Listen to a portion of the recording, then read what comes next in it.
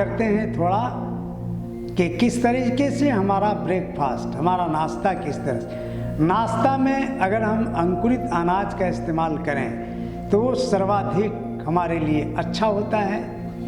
अंकुरित अनाज यानी कि हमारा शरीर जो पहला आहार होता है, हमारे शरीर की मांग यही होता है कि पहला आहार हमारे शरीर के सर्वाधिक पौष्टिक होना चाहिए, सर्वाधिक उत्तम होना चाहिए। जिस तरीके से कोई दुकानदार जब सुबह सुबह दुकान खोलता है वो यही चाहता है कि हमारा जो पहला कस्टमर हो, ग्राहक, वो सबसे अच्छा इस तरह का ग्राहक हो जिससे कि हमारा दुकान दिन भर अच्छी तरह से चल सके। तो हमारे शरीर के अंदर में भी जो हम नाश्ता करते हैं वह सर्वोत्तम होना चाहिए। उसमें अंकुरित अनाज, उसका चना का कर सकते हैं, मूंग का, चना का, सोयाबीन का, ये इस्तेमाल कर सकते हैं।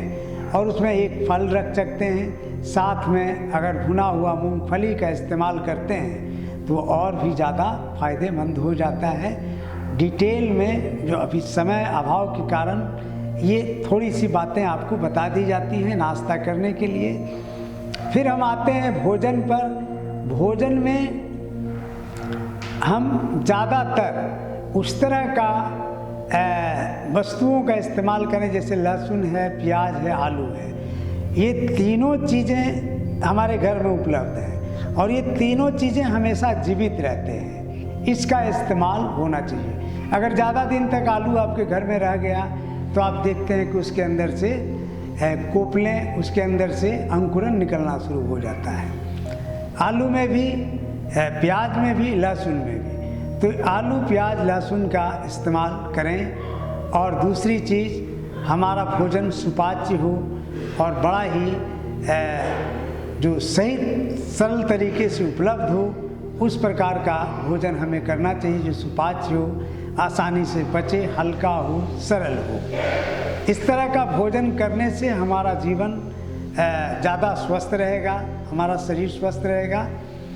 और इसमें एक बातें सब योग प्रेमियों को जानना चाहिए कि जिस भोजन को करने से आपको संतुष्टि मिल जाती है, आप संतुष्ट हो जाते हैं, वह भोजन आपके शरीर के लिए ज़्यादा उपयुक्त है। जैसे मान लें कि आप और जिस आहार को ग्रहण करने से आपको संतुष्टि नहीं मिल रही है वह आहार आपके लिए नुकसानदेह है। उदाहरण के लिए मान लें आप दाल, चावल, सब्जी खाते हैं तो आप संतुष्ट हो जाते हैं, फिर 4-5 घंटा के बाद ही आपको भूख लगती है। इसका मतलब ये हुआ कि यह आहार आपके शरीर के लिए फ़ायदेमंद है।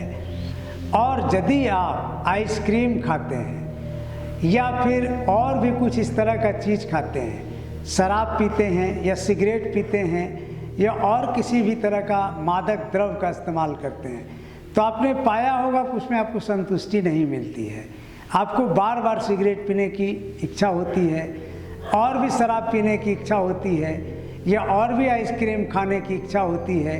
तो जो चीज़ें आपको बार बार खाने का मन करता है या फिर उसे संतुष्टि नहीं मिल रही है, वह आहार आपके शरीर के लिए नुकसानदेह है।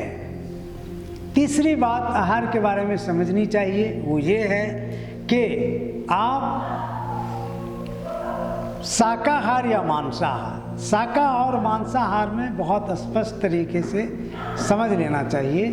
शाकाहारी जो जीव होते हैं उनकी आंत बड़ी होती है। जैसे कि आप देखें, गाय है, भैंस है, बकरी है, घोड़ा है, हाथी है, इन लोगों का पेट बहुत बड़ा होता है क्योंकि आंत इन लोगों की बड़ी होती है। तो शाकाहारी जीव जो होते हैं ना, उनकी आंत बड़ी होती है, तो उनको शाकाहारी होना जरूरी होता है। और जो मांसाहारी जीव होते हैं उनकी आंत छोटी होती है। जैसे आप कुत्ता देखिए, बिल्ली देखिए, शेर देखिए, चीता देखिए, तो इनकी आंतें छोटी होती हैं, इसलिए इसका पेट रहता है छोटा।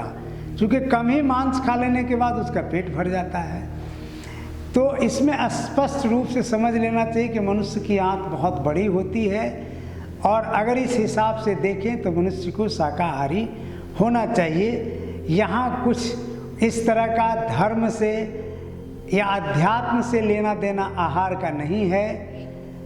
हमारा योग कभी भी हिंसा अहिंसा की बात करता नहीं है, क्योंकि ये स्पष्ट गीता में कहा ही गया है, ना हम किसी को मार सकते हैं, ना किसी को हम जन्म दे सकते हैं। आत्मा न मरती है, न जन्म लेती है, न उसको कोई शस्त्र काट सकता है, न अग्नि जला सकती है, न और कुछ।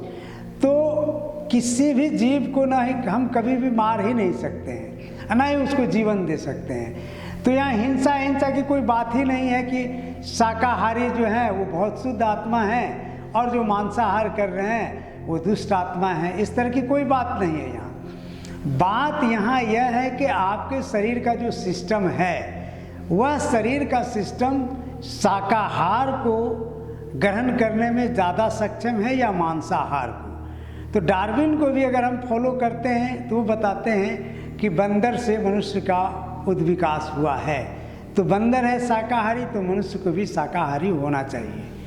दूसरी बात, मनुष्य का आंत बहुत बड़ा है तो उसको शाकाहारी ही होना चाहिए। मांसाहार उसके लिए है जिनकी आंत छोटी है, शेर है, कुत्ता है, ये क्या कहते हैं बिल्ली है, इन लोगों की आंत छोटी है। तो इस तरीके से शाकाहार और मांसाहार की बात हमारा गृहस्थ योग करता है। इस तरह से हम शाकाहार और मांसाहार की चर्चा करते हैं। इसमें हिंसा और अहिंसा से कुछ लेना देना नहीं है। अगर कोई शाकाहारी व्यक्ति 200 चने को अंकुरित करके खा रहा है तो वह एक मांसाहारी व्यक्ति जो एक मुर्गा को की हत्या करके मांस खा रहा है, या एक क्या कहते हैं कि बकरी खस्सी को, तो वो छोटा ही हिंसक कहा जा सकता है अगर उस हिसाब से सोचे तो, क्योंकि जीव जीव है। जगदीश चंद्र बसु ने भी देखा एक बीज को लेबोरेटरी में मार करके, तो उसको पता चला कि अगर मनुष्य देख लेगा इस बीज को तड़पता हुआ तो फिर वो मिट्टी खाना शुरू कर देगा। तो ऐसा न समझें कि अगर आप आटा खा रहे हैं, आप हजारों सैकड़ों गेहूं की हत्या करके ही आप रोटी खा पाते हैं। इसलिए यहाँ मांसाहार करने वाला गलत है और शाकाहार करने वाला अच्छा है, ऐसी बात नहीं है। बात यहाँ है हमारे शारीरिक स्वास्थ्य की, हमारे शरीर के सिस्टम की। हमारे शरीर का सिस्टम जिस चीज़ को आसानी से ग्रहण करता है उसकी यहाँ चर्चा की जा रही है। अब है कि भोजन को ग्रहण करने का जो तरीका है वो बहुत ही उपयुक्त होना चाहिए।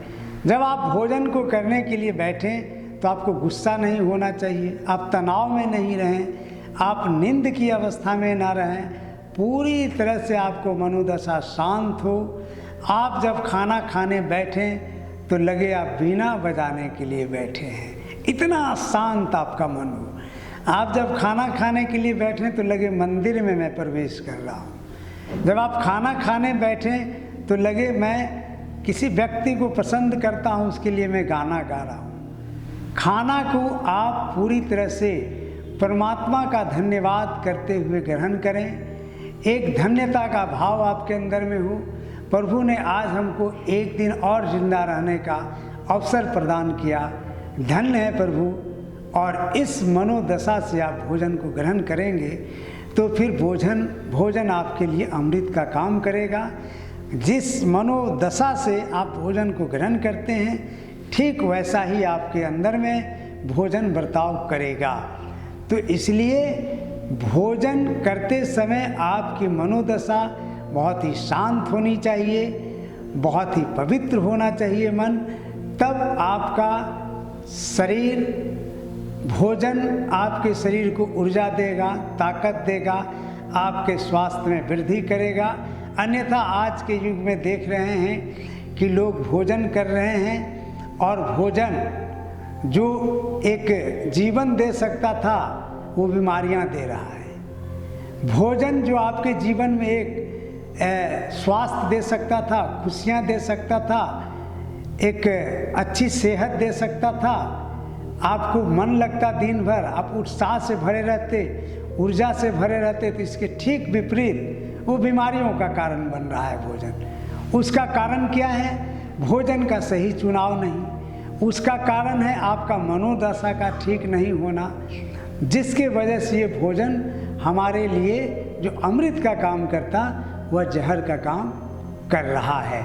इसलिए भोजन और हमारा योग, गृहस्थ योग, ये बहुत ही महत्वपूर्ण चीज़ें हमारे लिए हैं और इसका प्रयोग निश्चित तौर से सही तरीके से करना चाहिए। 17वीं शताब्दी में एक जॉन बेनियर हुए अमेरिका में, उनका यह कहना था कि तुम अपना भोजन बता दो और मैं तुम्हारा भविष्य बता दूंगा। यानी आपका पूरा भविष्य निर्भर करता है भोजन पर। तो इसलिए भोजन को बहुत ही सही तरीके से उसका चुनाव होना चाहिए और सही मनोदशा में, उत्तम मनोदशा में भोजन का ग्रहण करना अत्यंत आवश्यक है। साथ ही साथ हमारे शास्त्रों में भी कहा गया है भोजन के विषय में, अन्नम ब्रह्म, माना अन्न परमात्मा है।